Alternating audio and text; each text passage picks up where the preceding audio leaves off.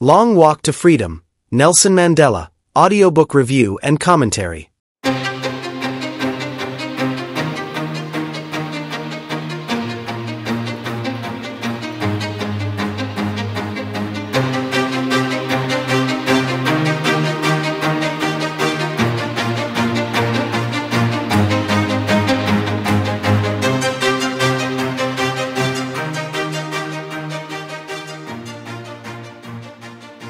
Nelson Mandela, a name that echoes through history as a symbol of resilience, justice, and hope.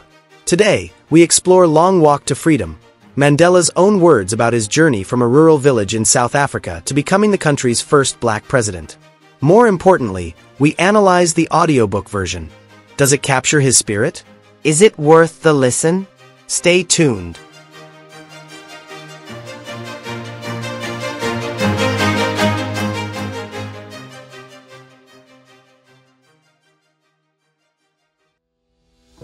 Long Walk to Freedom is Nelson Mandela's autobiography, first published in 1994. This book takes us through his childhood in the Thembu royal family, his involvement in the anti-apartheid movement, 27 years in prison, and finally, his rise to the presidency. It's more than a life story, it's a historical document.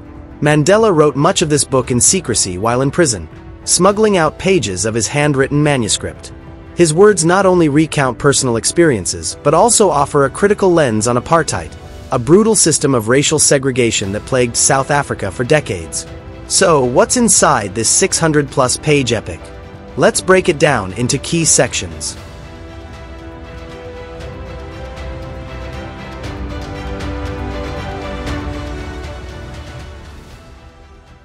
Mandela was born in 1918 in a small South African village. His early experiences with traditional African leadership shaped his views on justice and fairness. Raised in the Thembu royal household, he learned the importance of leadership, responsibility, and decision-making. But it was his exposure to racial segregation and injustice that fueled his political awakening. His time at boarding school and later at Fort Hare University exposed him to new ideas about politics and freedom, but he faced expulsion for participating in student protests. This rebellious spirit would define his future.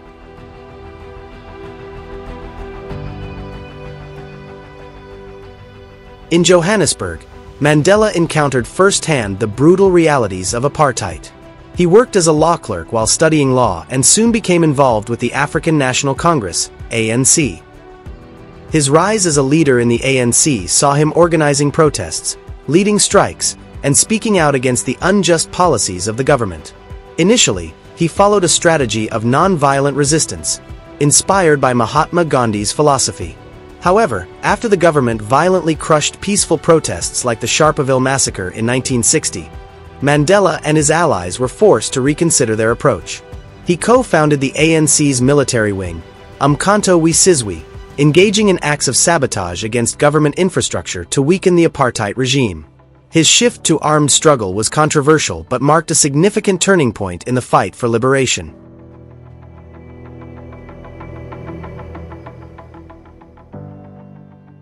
Arrested in 1962, Mandela was sentenced to life imprisonment after the Rivonia trial. His time in prison was marked by extreme hardship. 18 years of his sentence were spent on Robben Island, where he was forced into hard labor, breaking rocks under the hot sun. His prison cell was a mere 7 feet by 8 feet, with only a straw mat to sleep on. Despite these brutal conditions, Mandela remained mentally strong. He secretly wrote much of Long Walk to Freedom during this time, smuggling out pages of the manuscript through trusted allies. He also played a key role in uniting prisoners of different political backgrounds, pushing for improved conditions, and secretly communicating with anti-apartheid activists outside. One of the most powerful aspects of the book is how Mandela describes his emotional and psychological battles. How he coped with missing his family, including the death of his son, and how he maintained hope for a future beyond the prison walls.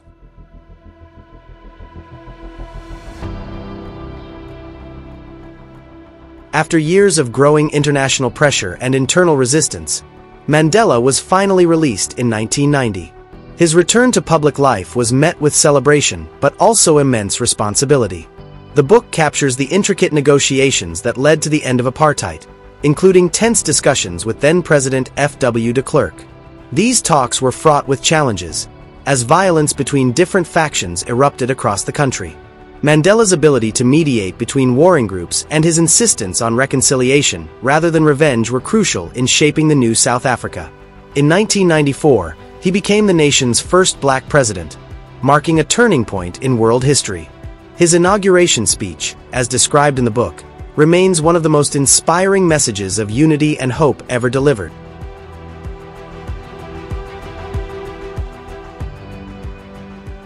Beyond the story, Long Walk to Freedom explores powerful themes that remain relevant today. Resilience. Mandela's ability to endure 27 years in prison and still fight for peace is remarkable. His unwavering commitment to justice is a testament to human strength. Forgiveness. Instead of seeking revenge, Mandela chose reconciliation, uniting a nation that had been deeply divided by racial discrimination and violence. Leadership. The book is a masterclass in patience, wisdom, and moral integrity. Mandela's leadership style, marked by humility, strategic thinking, and a deep sense of justice, is one that world leaders can still learn from today. Freedom and equality. Mandela's journey reminds us that the fight against oppression is ongoing. His story is not just about South Africa. It's about every society that struggles with inequality and injustice. The power of education. Throughout his life, Mandela emphasized education as the most powerful weapon to change the world. His commitment to learning, even in prison, is a testament to its transformative power.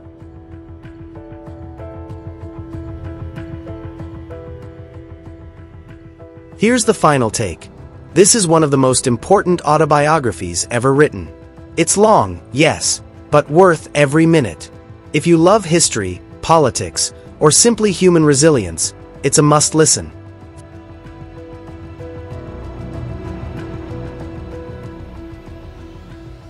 Would I recommend the audiobook?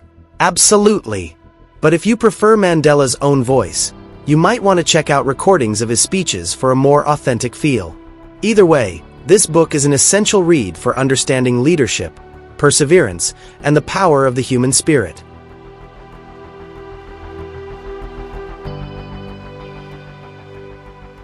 What do you think about Long Walk to Freedom? Have you read or listened to it? Let us know in the comments. If you enjoy deep dives into classic books, consider subscribing and staying tuned for more insightful audiobook reviews. Thank you for listening.